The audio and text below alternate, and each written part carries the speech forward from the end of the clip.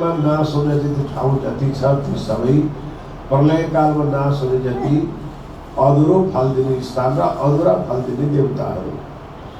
अनि जो प्रलयबाट नागेर अगाडि गइन्छ, आत्मालाई जो गएर नफर्कने दिव्य रूप लिएर बस्ने ठाउँमा पुर्याइन्छ, त्यो चाहिँ दिव्य रूप धारण गरेर दिव्य लीलामा समावेश भएर परमात्माका साथमा रमण गर्ने जुन अवस्था आउँछ त्यसलाई चाहिँ मोक्ष गतिको विधान बताइएको छ। चारै मुक्तिबाट नागेर ब्रह्म कैवल्य मुक्तिमा पुग्नका लागि आफ्नै मूल घरको बयान सुनेको हुनुपर्छ। अनि मात्रै प्राणान्त हुने बेलामा यो आत्मा त्यो पुरुषमा जिम्मा दिनुपर्छ। धर्मशास्त्रहरूले हामीलाई के सुझाव गरेको छ भने अन्तिर जामतिर सा गतिर भनेको छ। अन्त्यमा जाम मति लगायो आत्माले त्यही गति प्राप्त गर्छ भनेको हुनाले हाम्रो अन्त्य कहिले त भन्दा हाम्रो ग्यारेन्टीको समय नभएको हुनाले सबै अन्त्य हो। कुन बेला हामी प्राणबाट वियोग हुन्छौँ भने थाहा हुँदैन। एक छिनको पनि ग्यारेन्टी नभएको हुनाले हाम्रो समय सधैँ अन्त्य नै हो। त्यसकारण हामीले सधैँ आफ्नो आत्मकथा सुनेकै हुनुपर्छ। जुन बेला प्राण छुटे पनि आफ्नो मालिकको चिनारी गर्दै छुटियोस्। जस्तै भागवतमा राजा पुरञ्जनले आफ्नै श्रीमतीको ध्यान गरेर मृत्यु भए, मरेपछि उनी नारी जाति नै भएर जन्मे। राजा भरतले मृगको पाठोको याद गर्दै मृत्यु भए, मृगकै पाठो गएर उनी जन्मे। अब महापुरुषहरूले हामीलाई चाहिँ के वेद पुराणले के सुझाव गर्यो भने ब्रह्मविद ब्रह्मैव भवति, तिमी ब्रह्मलाई जानेर प्राण छोड्न सक्यौ भने तिमी ब्रह्म समान हुन्छौ है भनेको हुनाले हामीले यो शरीरलाई माध्यम बनाएर साधना बनाएर अनि यो शरीरबाटै चिन्तन गरेर आत्माको मालिकलाई चिनेर प्राण छोड्ने प्रयत्न गर्नका निमित्त धर्मका शिक्षा कुराहरू सुन्नुपर्ने हुन्छ। त्यही कारणले भागवतमा शरीर माध्यम खलु धर्म साधनम भनेको छ। शरीर एउटा माध्यम मात्र यो धर्म साधनका लागि। त्यस कारणले हाम्रो यो आत्माको मूल घर कहाँ हो, कहाँबाट किने यो शरीरमा आत्मा कसरी आइपुग्यो भन्ने क्रममा आजबाट त्यो कथा सुरु हुँदैछ। परमात्मा र आत्माको सवाल जवाब। अनि परमात्मासँग छलफल भयो अरे आत्माको मूल स्वरूपको मूल सखीहरूको दिव्य परमधाममा सखी श्यामाजीका अङ्गबाट उत्पत्ति भएका 12,000 सखीहरू छन्। हाम्रो कृष्ण प्रणामी धर्मको सेवा पूजा विधानमा लेखेको छ, श्यामाजीको अङ्ग हो सुन्दर साथ भनेर।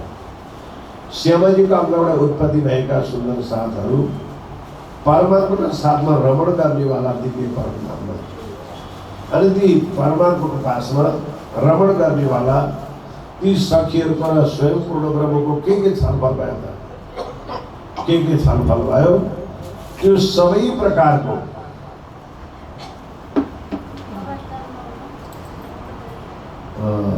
एउटा सूचना सुनिरहेको हाम्रो छायाङ्कन भएको छ।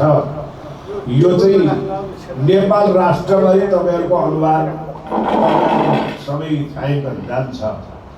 यहाँ चलबल गरेको तपाईँ घरमा आएर टिभी हेर्दा त्यस्तो हो तपाईँलाई नै नराम्रो लाग्छ। अनि पढि बसेर हेरे म त तै सतर्क भएर हेरेको सुनेको रहेछु है भन्ने आफैलाई थाहा लाग्छ। अनि चढाउँदा त्यही उतै ल्याएर त्यो टेबलमा राख्ने, हजुरहरू अगाडिपट्टि नआउने। किनभने विश्वको टेलिभिजनको पर्दामा हजुरहरू चलबल गरेको चित्र गयो भने राम्रो भएन नि। हो त्यो प्रकारले सतर्क भएर परैबाट आएर राख्ने सुन्ने। यसरी सवाल जवाब परमात्मा र आत्मरूपी सखीहरूको सवाल जवाब दिव्य परमधाममा भयो। अनि के विषयमा त्यो वार्ता भएर किन आउनु पर्यो? यो मूल सुरुदेखिको कथा। हिजो हामीले त्यो धाम कस्तो थियो, परमात्माको रूप कस्तो थियो, परमात्माका शक्ति स्वरूपहरूको रूप कस्तो थियो, त्यो विषयमा श्रवण गर्यो। आज परमात्माको र सखीहरूको छलफल के विषयमा भयो? त्यो छलफलमा निष्कर्ष के निक्ल्यो त्यो प्रसङ्ग आज सुरु हुँदैछ। र यहाँ प्रेम संवाद भनेर हेडिङ राखेको छ, शीर्षक प्रेमको वार्ताहरू। तारतम्यमा एउटा चौपाई आउँछ, अक्षरातीदेखि महलमै प्रेम ईशक वर्तन्त, सो शुद्ध अक्षरको नहीं जो किनविदे केली करन्त। परमात्माको दरबारमा प्रेमको छलफल छ।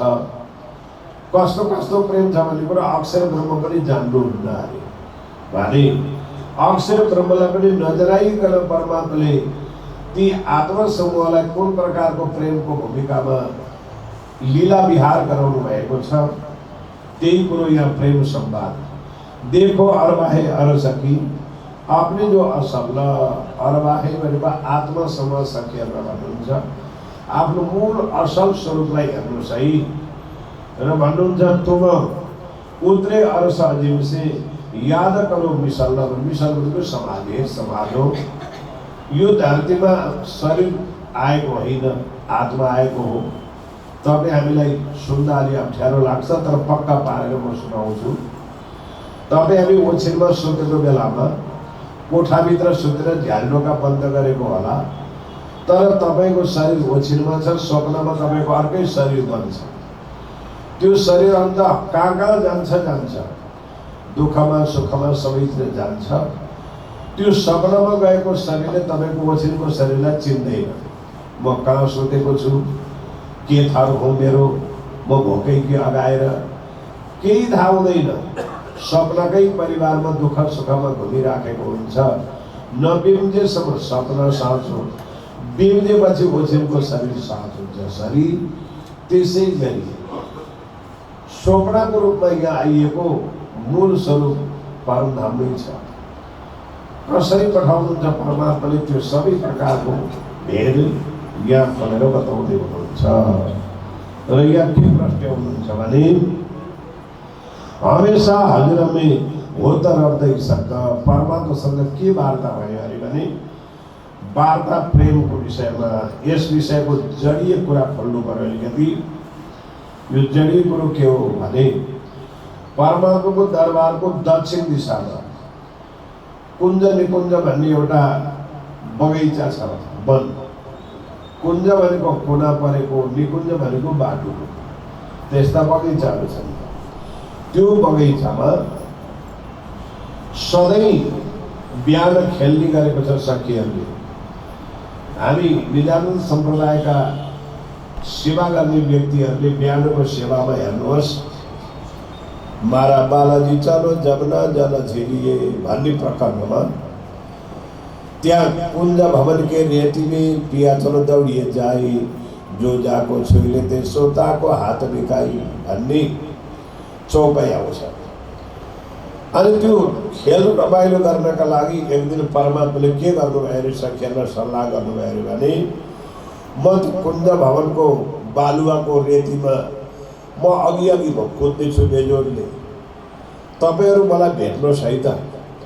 जसले मलाई छोड्नुहुन्छ पछाडिबाट म त्यसको लागि म हार स्वीकार गर्छु र तपाईँहरूलाई जित गराइदिन्छु, अनि तपाईँहरू अघि लाग्ने म पछि लाग्ने, यस्तो रमाइलो खेल खेलौँ है भनेर त्यो योजना मिलाउनु भयो। र पछ्यौरा लामो पछ्यौरा काँधमा राखेर परमात्मा अघि अघि दौडिनु भयो। अनि परमात्माको सँगै श्यामाजी दौडिनु भयो। हेर्छु म आज परमात्मालाई र परमात्मालाई हराउँछु अनि म जित्छु भन्ने भावनाको खेलमा श्यामाजी पछि लाग्नु हो। श्यामाजीका पछि 12,000 सखीहरू कसले भेट्ने त राज्यलाई। विशाल ठुलो मैदान छ, सबैतिरबाट कुदिएको छ। सबैजना कुदेर भेट्ने रूपले दौडिन्छु भन्दा लीलाको सुरुवात गराउनको लागि परमात्माले के गर्नुभएछ भने अलिकति पाइला स्लो गर्नुभएछ। श्यामाजीले भेट्छु र कुदेर जाँदा पछ्यौरीमा टेकिदिनु भएछ। श्यामाजीले पछ्यौरी लत्रेको जस्तो अल्झेको बहाना गरेर परमात्मा बालुवामा लडिदिनु भएछ। कुदेर गएकी श्यामाजीले ब्रेक रोक्न नसकेर परमात्मा माथि नै थिच्न लड्न जिउमाथि थिचन पुग्नु भएछ। कुदेर गएका 12,000 सखीहरूले पनि कुदाकुद गर्दा सबैजनाले परमात्मालाई थिचेछ। सबैको मनमा डर भएछ, ओहो परमात्मालाई पो थिचियो त यतिका जनाले, कति दुःख होला उहाँलाई, कति चित्त दुख्यो होला, या त कति पीडा भयो होला, रिसाउनु पनि भयो कि त भनेर जराजुरु जम्मै उठेर हेर्दा त परमात्मा त मन्द मुस्कान गरेर हाँसिको राख्नु भएको रहेछ। ए हाम्रो अभावमा एक्लै खेल कुनै गरिबको सुन्न थियो। आज यतिका जनाले थिच्दाखेरि हाँस्दै हुनुहुन्छ भने प्रेम त हाम्रो पो ठुलो रहेछ त। त्यहाँबाट सुरु हो प्रेमको संवादको सुरुवात, त्यहाँबाट सुरु हो। हाम्रो पो प्रेम ठुलो रहेछ र पो नरिसाउनु भएको त, नत्र यतिका जसले थिच्दा रिसाइहाल्नुहुन्छ भन्ने रूपले जब झरझर उठ्नुभयो त्यो अङ्कुर अलिकति त्यहाँ पारिदिनुभयो र यसरी अब वार्ता हुन थाल्यो। प्रेम त हाम्रो ठुलो छ अघि प्रभु, तपाईँभन्दा त हामी धेरै माथि रहेछौँ नि, हाम्रो प्रेम ठुलो छ, तपाईँको प्रेम सानो रहेछ। यो प्रकारको वार्ता सुरु हुन थाल्यो र भन्नुहुन्छ अपना आप सराबही कहीं हमारा बुझ्रक, आफैले आफैलाई महान बनाउँदै हाम्रो प्रेम ठुलो छ यो परमात्मा तपाईँको भन्दा त हामी बिना तपाईँको एक्लै खेल हुँदैन, हामी ठुला छौँ। हम कहीं रुकुन्छु मैं तुम्हारा आशिक, परमात्माले भन्नुभयो झगडा नगर, तिमीहरूले सधैँ भन्ने मलाई हो नि त, म तिमीहरूको आशा गर्ने आशक हो नि त, तिमीहरूभन्दा मै ठुलो हो नि भन्नु हो। तुम मासुको मै आशक इनमी नाइ सक्का, हेर तिमीहरू आशा गर्ने आशक हो, म आशा पुर्याउने मासु र तिमीहरूभन्दा सबैको मूल त मै हो नि भनेर परमात्माले भन्नु हो। बढी कहे हकसो ईश्वर मेरा उद्रत, श्यामाजीले भन्नुभयो होइन होइन मेरो जति ठुलो प्रेम त तपाईँको हुनै सक्दैन, मेरो पो ठुलो त 12,000 मेरा अङ्गबाट उत्पत्ति भएका भन्नुभयो श्यामाजीले। तुम मासको में आशिक सबसे मेरे कलाम, अब यहाँ भन्नुहुन्छ होइन होइन तिमीहरू सबैको सम्राट मालिक त मै हो नि, मेरैबाट त सबै चलेको छ, यो दिव्य परमधाम सबैको सम्राट प्रेसिडेन्ट किङको रूपमा त मै हो नि भन्नुभयो। तर मान्नु भएन, सकिहाल्यो। सबकै मिलके कहे हमारा ईश्वर अधिक, हे परमात्मा तपाईँहरूको भन्दा हामी 12,000 को प्रेम ठुलो तपाईँको भन्दा भनेर सबैले जिद्दी गरे। तुम मासुमै आशिक हे जानु तुम बेसक्क, जान्नुहोस् परमात्मा तपाईँहरूभन्दा हामी ठुला पनि सखीहरू होइन, होइन तिमीहरूले यो कुरो नबुझेको हो, सबैको रानुको रूपमा मूल रूपमा त मै हो नि, हक्के गया सबनको मै करुण नारब्द, यस कारण सखीहरू म तिमीहरूसँग झगडा गर्दिनँ, वाद विवाद गर्दिनँ, मेरो यति नै निश्चय कि तिमीहरू सबैको सम्राट मालिक मै हुँ। त्यस कारणले तुम सबकमा शुद्ध भएपछि जब देखो दुनिया हद्दा, तिमीहरूलाई कुन बेला प्रेम कसको ठुलो थाहा हुन्छ भने तिमीहरूले अहिलेसम्म परमधामभन्दा बाहेक संसार देखेकै छैन। संसार के हो, प्रकृति के हो, ब्रह्माण्ड के हो र धाम के हो तिमीहरूलाई के पनि थाहा नभएको हुनाले अनि तिमीहरू हाम्रो प्रेम ठुलो भन्छौ। पहिले त संसारको गति पनि तिमीहरूलाई थाहा नै नभएर त्यसै ठुलो मानेका हो। अब म संसारको विषयमा पनि तिमीहरूलाई धेर बताइदिनु छ। यहाँ त्यही प्रकारले भन्नुहुन्छ हक्के लिया दिल में मेरी साइलो निरक, अनि विचार गर्नुभयो अब मेरो महत्त्व तिमीहरू त्यतिखेर बुझ्छौ म जब तिमीहरूलाई अनन्त कोटि ब्रह्माण्डको दृश्य आश्चर्य भगवानको खेल तिमीहरूका दिलमा लगाइदिन्छु अनि तिमीहरूले थाहा पाउँछौ। देखलाइ उनको कर्म बेवरा इसक्क, अनि मात्रै मायाको खेल जन्म मृत्यु जरा व्याधि भयो रोग शोक कस्तो हुँदो रहेछ देखाउँछु अनि थाहा पाउँछौ कसको प्रेम ठुलो। मैले नबिम्जाइकन तिमीहरूलाई होस आउँदैन, त्यो प्रकारको अवस्था हुन्छ।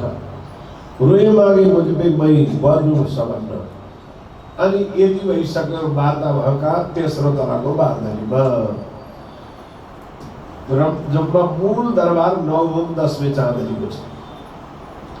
त्यति मात्र होइन, परमधाममा उत्तरपट्टि एउटा दरबार छ 8 लाख कोष अग्लो 1000 तला भएको। दक्षिणमा चाहिँ एउटा दरबार छ 12,000 तला भएको 48 लाख कोष अग्लो। मात्र मूल दरबार चाहिँ 9 10 चाँदनी 9 तला र माथि छत परेको मूल दरबार। तर दक्षिणपट्टिको अर्को दरबार हेर्ने हो भने बढीरामको दरबार जति अग्लो त छोटीरामको छैन। छोटीरामभन्दा अझै होचो छ माणिक पहाड। अब त्यसरी करोडौं कोष अग्ला दरबारहरू छन् भने कालीगरद्वारा सिकर्मी डकर्मीद्वारा बनिएको होइन, फेरि परमात्माको दिलबाट स्वयं तयार भएका त्यो 9औं 10वीं चाँदनीमा ज्यादा प्रभुसँग खेल्दै गरेका सखीहरूले तेस्रो तलाको बारदलीमा विशेष बैठक यहाँ के लेखेको छ भने बढी बैठक जिताउँदैन बढी देलाम भनेको छ। तेस्रो तलाको बारदलीमा चाहिँ बिहानदेखि लिएर दिउँसोको 3:30 बजेसम्म लामो बैठक हुन्छ, लामो छलफल हुन्छ। सबै विषयको वार्ता तेस्रो तलाको बारदलीले हुन्छ। अनि वास्तै खेल देखाउनुको होबेसम्म म भन्न अब तिमीहरूलाई खेलको सुरुवात गराइदिन्छु भनेर मनमा लिनुभयो। अब्बल हक्कै दिलमै खेल देखाउँ भन्न अब खेल देखाउँ भन्ने मनमा सोच आयो। अक्षर ब्रह्म श्री पूर्ण ब्रह्म परमात्मा 9 गुणमा हुनुहुन्थ्यो। 9 गुणमा पूर्ण ब्रह्म परमात्मा भएकोले पूर्ण ब्रह्म भनिन्छ। के 9 गुण? सत चिद आनन्द अनन्त अद्वैत शुद्ध साकार जीवन र प्रेम। जसरी 9 को अङ्कलाई पूर्णाङ्क भनिन्छ, हाम्रो गन्तीमा पनि 1 2 3 4 5 6 7 9 अङ्क मध्येको ठुलो अङ्क हो। 10 बनाउँदा त 1 लाई 0 हालेको हो। अनि 9 गुण भएको हुनाले पूर्ण ब्रह्म, जसलाई उपनिषदका ऋषिहरूले पूर्णमदः पूर्णमिदं पूर्णात् पूर्णमुदच्यते पूर्णस्य पूर्णमादाय पूर्णमेवावशिष्यते भनेर बृहदारण्य उपनिषदमा पूर्णताको एउटा श्लोक राखेको छ। त्यहाँ झिकेर नघट्ने भएर पूर्ण। यहाँ त 100 रुपियाँमा 1 रुपियाँ झिक्यो भने 99 हुन्छ, 100 हुँदै घट्यो। त्यसै गरी त्यो झिक्दा पनि नघट्ने भएर पूर्ण। त्यहाँ कस्तो लेखेको छ भने जङ्गलमा फलफुल फलेका छन्, त्यो फलफुल टिप्न जाउँ भने जतिवटा चाहिँ त्यति हातमा आउँछ, बोटा एउटै घट्दैन। मेवा चाहिए सोलीले फलफुल मुल पात तित्रे तैसी पनि बक्खा पार्नु पात। फुल टिप्यो भने पनि बोटमा खाँचो हुँदैन, जतिवटा टिप्यो त्यतिवटै तयारी। पात टिप्यो भने जति टिप्यो त्यति तयारी, फल टिप्यो भने जतिवटा टिप्यो त्यति तयारी। घट्ने बित्तिकै अपूर्ण हुन्छ, त्यहाँ घट्दैन। हो मेवा चाहिए सोलीले फलफुल मुल पात तित्रे तैसी पनि ए बक्का पार्नु पात। तपाईँ हामीलाई परमधामको कुरा सुन्न त नौलो लाग्छ, होइन होला जस्तो लाग्छ। हाम्रो यसै हाम्रो नेपाल पूर्व सुनसरी जिल्ला, सुनसरी जिल्लामा बराहा क्षेत्र भन्ने एउटा ठाउँ छ। अहिले त त्यहाँ बराहा क्षेत्रमा चतरा धाम भनेर विशाल ठुलो धाम पनि छ। त्यहाँ नेपालका जगद्गुरु बाल सन्त मोहन शरण देवाचार्य एउटा गुरु, नेपालकै जगद्गुरुको रूपमा 1008 पदले विभूषित एकजना हुनुहुन्छ अहिले चतरा धाममा। त्यो बराहा क्षेत्रमा 2टा नौलो कुरा छ। म त्यो कुरा सुनाइदिउँ अनि परमधाम हो कि होइन भनेर पत्यार लाग्छ नि त। हामी बराहा क्षेत्र त बिहान गए बेलुका पुगिने ठाउँ, टाढा होइन। परमधामको त ढोक्न दिनै पर्ने। यहाँ बुझाउनका लागि म त्यहाँको नमुना दिँदैछु छु। बराहा क्षेत्र, बराहा क्षेत्रमा सत्यादि युगमा, आज होइन सत्यादि युगमा भगवान विष्णुले 12 अवतार लिएर त्यहाँ लीला गर्नुभएकोले त्यो ठाउँ हो बराहा क्षेत्र। र त्यहाँ एउटा तल 82मा एकजना साधु बस्ने, अनि माथि डाँडोमा एकजना साधु बस्ने। ती साधुको आफ्नो आफ्नो प्रकारको मन्दिर क्षेत्र सबै छ। आफ्नो आफ्नो प्रकारको चेलाहरूलाई शिक्षा दीक्षा सहित सत्ययुगदेखि। मास्लो क्षेत्रमा चाहिँ के छ भन्दा प्रकार प्रकारका बगैँचाहरू, नाना प्रकारका फलफुलहरू लगाएको। तल्लो क्षेत्रमा चाहिँ बिल्कुल फलफुलको बगैँचा के पनि नभएको। तल्लो क्षेत्रको चमत्कार चाहिँ के रहेछ भन्दा तल्लो क्षेत्रका साधुले दाउरा बाल्नु पर्यो भने एउटा लौरो चेलालाई दिएर पठाउने, जाओ दाउरालाई गएर तिमीले यो दाउराले हिर्काउनु, गुरुजीले बोलाएको छ हिँड भन्नु, दाउरा आफै घस्रेर आउँछ र चुलामा पल्छ। त्यो नियम रहेछ तल्ला साधुको। अनि दाउरो बल्दै गरेको दाउरो पछाडि बल्दै नजाने, चुलातिर घरक्क आफै सरेर आउने, त्यो चाहिँ चमत्कार तल्ला साधुको रहेछ। माहौल साधुकोमा चाहिँ बगैँचामा फलफुल प्रकार प्रकारका गएर खान चाहिँ पेटभरि पाइने, ल्याउन चाहिँ एउटा टुक्रो पनि ल्याउन नपाइने, त्यहाँको फलफुल ल्याए पनि हराउँदो रहेछ। दैविक शक्ति अझै पनि छ त्यो ल्याउन नपाइने। त्यो त भयो। त्यहाँ अब यहाँ हाम्रो साँखो बज्रजोगिनीको थाहा छ हजुरहरूलाई, नजिकै छ काठमाडौँ साँखो नजिकै। त्यो बज्रजोगिनी माताको मन्दिरमा धेरै सुन चाँदी गहनाहरू धेरै चढाएको रहेछ। राति 8-10 जना चोर गएर सम्पूर्ण गहना झिकेर भारी बोकेर हिँडेछ। करिब करिब 200 पाइला हिँडेपछि सबै चोरको आँखा झ्याप्पै बन्द भएछ। बज्रयोगिनी टाढा छैन त नजिकै। आँखा झ्याप्पै बन्द भएपछि अनि फर्केर मन्दिर पनि हेर्दा आँखा देखिन्छ, भाग्न भन्दा आँखा झ्याप्पै बन्द छ, बिल्कुल केही नै देखिँदैन। अनि निकै बेर प्रयास गर्दा नदेख फर्केर गएर त्यो सामान बुझाएर रित्दै आएछ। दैविक शक्ति भनेको अहिले पनि रहेछ है। यी साँखो बज्रयोगिनीको पहिल्यै गएर थाहा पाएको यो कुरा। म त्यो बज्रयोगिनीमा हेर्न जाँदा त्यहाँको कहानी सुने। अब त्यो चन्द्रधाममा चाहिँ के भएछ भने फलफुल लिएर आउन नपाइने, आफै हराउने, खान पाइने। अनि तल्लो साधुका चेलाले गएर फलफुल खाएर आएर के भनेछन् भने उनीहरूले भनेछन्, हे गुरु महाराज, हाम्रो चाहिँ वरिपरि बगैँचामा फलफुल किन भएन, किन लगाइएन? जहिले पनि खाना मात्र डाँडोमा जानुपर्ने, हाम्रो चाहिँ कुनै फलफुल खानै नपाइने भनेर सोधेछन्।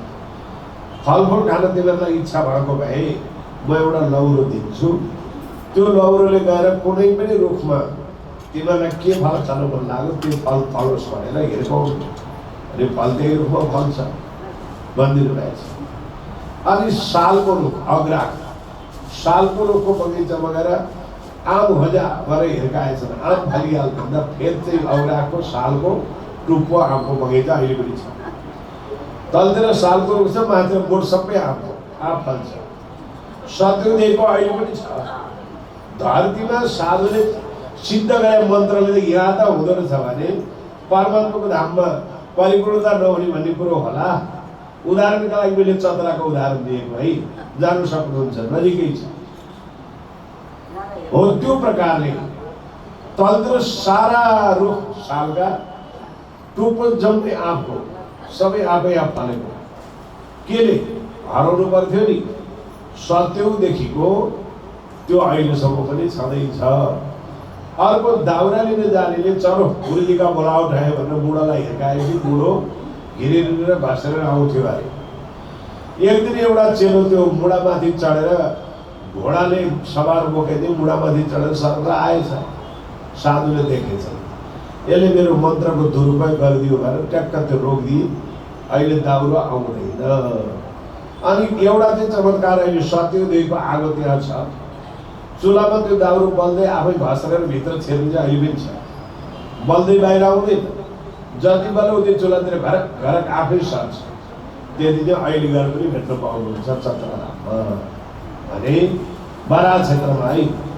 भन्नुको तात्पर्य त एउटा मन्त्र सिद्ध गरेका साधुहरूले मन्त्र सिद्ध गरेको अहिले पनि चमत्कार हुँदो रहेछ भने अब मन्त्रको सुरुवात त त्रेतायुगदेखि सुरु भएको।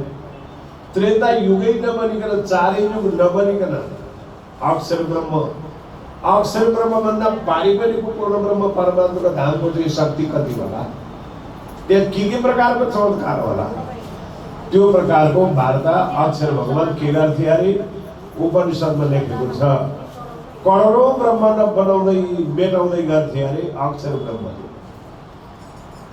कति बनाउँथे अरे भन्दा निमेष मात्र उपचरते अव्याकृत सनन्तस्य भनी सुखदेव महाराजले भागवतमा तृतीय स्कन्धमा व्याख्या गरेको छ। अक्षर ब्रह्म एक निमेष आँखा झिमिक्क गर्ने बेलामा कयौं ब्रह्माण्ड बनाएर मेटाउन सक्ने ताकत थियो। नवस्कन्ध भागवतको 4 अध्यायको 53 श्लोकमा पनि के लेखेको छ भने भ्रूभङ्ग मात्रै नैसन्धि दक्षो कालात्मने शत्रु भविष्यति। अक्षर ब्रह्मले भ्रू भनेका पारेलाई यसो घुमाउँदा पातालदेखि काल ब्रह्माण्डको सम्पूर्ण ब्रह्माण्ड बनिकन मेटिसक्छ है। यो कुरो नवस्कन्ध भागवतको 4 अध्यायको 53 श्लोकमा पनि लेखेको छ। यहाँ तारतम्यमा पनि नैनिके पाउपलको हिसाब त कई कोटी ब्रह्माण्ड उब्जदा खबर झिमिक्क गर्ने पलको 4 भागको 1 भाग कयौं ब्रह्माण्ड बनाइकन मेटाइसक्ने ताकत अक्षर ब्रह्मको छ। ती अक्षर ब्रह्मले पूर्ण ब्रह्मको करोडौं शक्तिमध्ये 1 अंश मात्रैले त्यति पावर छ उहाँमा। त्यही भने पूर्ण ब्रह्ममा कति शक्ति होला? त्यो पूर्ण ब्रह्मको दर्शनको निमित्त अक्षर ब्रह्म आफ्नो धामबाट पश्चिमपट्टिको यात्रा हुँदै अनि जमुनाजीको वनपुल तरेर पारिपट्टि गएर चाँदनी चोकमा गएर पूर्ण ब्रह्मको दर्शन गर्नुहुँदो रहेछ। यो कुरो उपनिषदमा लेखिएको छ। अक्षर एव तत्थमनि कृष्णम दर्शन लालसा नित्यम प्रयाति परम प्रेम पूरित मानसा।